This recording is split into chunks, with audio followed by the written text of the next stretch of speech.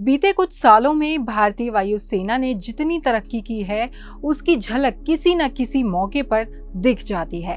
भारतीय वायुसेना की ताकत का एहसास आसमान में भी दिखाई देता है। हालांकि कई बार ऐसे हादसे हो जाते हैं जिससे भारतीय वायुसेना के बेड़े में शामिल लड़ाकू विमानों की खामियां उजागर होती हैं।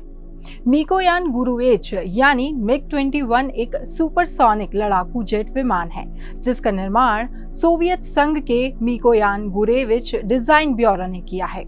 इसे भारतीय वायुसेना में 60 के दशक में शामिल किया गया था। हाल ही में मिग-21 जेट ने भारतीय वायुसेना में 60 साल भी पूरे किए हैं। साल 1964 में मिग-21 लड़ाकू विमान को पहले सुपरसोनिक फाइटर जेट के रूप में इंडियन एयरफोर्स में शामिल किया गया था। शुरुआत में ये जेट रूस में बने थे और फिर भारत ने इस विमान को असेंबल करने का अधिकार और तकनीक भी हासिल कर ली थी, जिसके बाद भारत ने एरोनॉटिक्स लिमिटेड को 1967 से लाइसेंस के तहत मिग-21 लड़ाकू विमान का प्रोडक्शन शुरू कर दिया था।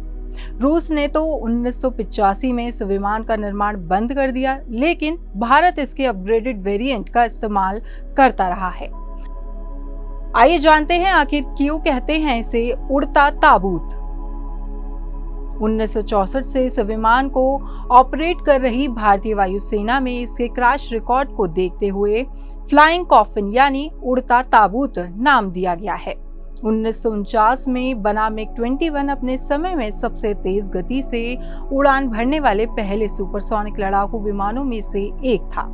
इसकी स्पीड के कारण ही तत्कालीन सोवियत संघ के इस लड़ाकू विमान से अमेरिका भी डरता था। ये इकलौता ऐसा विमान है जिसका प्रयोग दुनिया भर के करीब 60 देशों ने किया है।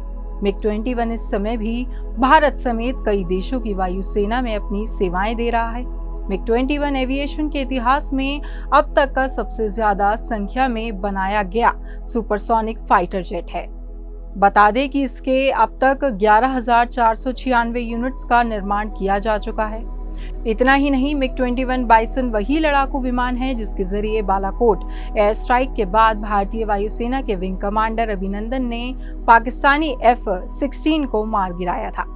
हालांकि पाकिस्तान ने कभी भी खुलकर इस सच्चाई को नहीं अपनाया, क्योंकि लगभग 60 साल पुराने लड़ाकू विमान से पाकिस्तानी एयरफोर्स की रीढ़ कहे जाने वाले आधुनिक लड़ाकू विमान F-16 का मात खाना ना तो अमेरिका को कबूल था और ना ही पाकिस्तान को। कारगिल युद्ध में निभाई अहम भूमिका। बता दें कि मिग-21 अब तक कई बार हादसे का शिकार हो चुका है, लेकिन 1960 के बाद से हुए कई युद्ध में इस लड़ाकू जेट ने भारतीय सेना की जीत में अहम भूमिका निभाई है। चाहे कारगिल युद्ध हो या फिर 1971 की जंग, हर मोर्चे पर इस विमान ने भारत को जीत का स्वाद चखाया है।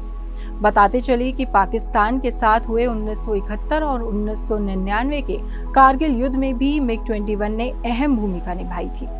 मिग-21 बाइसन एक अपग्रेडेड वर्जन है, जिससे अगले 3 से 4 साल तक इसका इस्तेमाल किया जा सकता है, लेकिन इस वर्जन का इस्तेमाल केवल भारतीय वायुसेना ही कर सकती है। भारतीय वायुसेना इसका इस्तेमाल इसलिए भी करती है क्योंकि भारतीय वायुसेना में लड़ाकू विमानों की कमी के चलते मिग-21 का परिचालन अभी जारी है। बाकी दूसरे देश इसके अलग अलग वेरिएंट का प्रयोग करते हैं। आइए अब नजर डालते हैं मिग-21 की खासियत पर। मिग-21 कई घातक एयरक्राफ्ट, शॉर्ट रेंज और मीडियम रेंज एयरक्राफ्ट मिसाइलों से हमला करने में सक्षम है। इसकी स्पीड 2229 किलोमीटर प्रति घंटे की है, जो उस समय सबसे तेज उड़ान भरने वाला लड़ाकू विमान था। इसकी रेंज 644 किलोमीटर के आसपास थी। हालांकि भारत का बाइसन अपग्रेडेड वर्जन लगभग 1000 किलोमीटर तक उड़ान भर सकता है।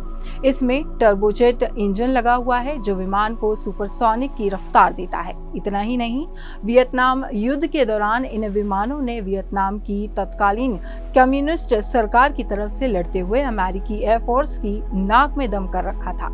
हालत ये थी कि अमेरिका को एक मिग-21 लड़ाकू विमान को घेरने के लिए अपने 6 लड़ाकू विमानों को तैनात करना पड़ा था। जिस इलाके में वियतनामी कम्युनिस्ट सरकार के MiG-21 उड़ान भरते थे, उस इलाके में अमेरिका भूलकर भी अपना कोई हेलीकॉप्टर नहीं भेजता था। हालांकि MiG-21 लड़ाकू जेट के इंजन की तकनीक अब काफी पुरानी हो चुकी है और इस विमान को रूस ने 1985 में ही रिटायर कर दिया था। मीडिया रिपोर्ट्स के मुताबिक इस लड़ाकू विमान के 4 स्क्वाड्रन साल 2025 तक रिटायर कर दिए जाएंगे। आप देख रहे हैं खबर उत्तराखंड। अगर आप हमें YouTube पर देख रहे हैं तो हमें सब्सक्राइब करें और बेल आइकन दबाएं। अगर आप हमें Facebook पर देख रहे हैं तो हमें फॉलो जरूर करें।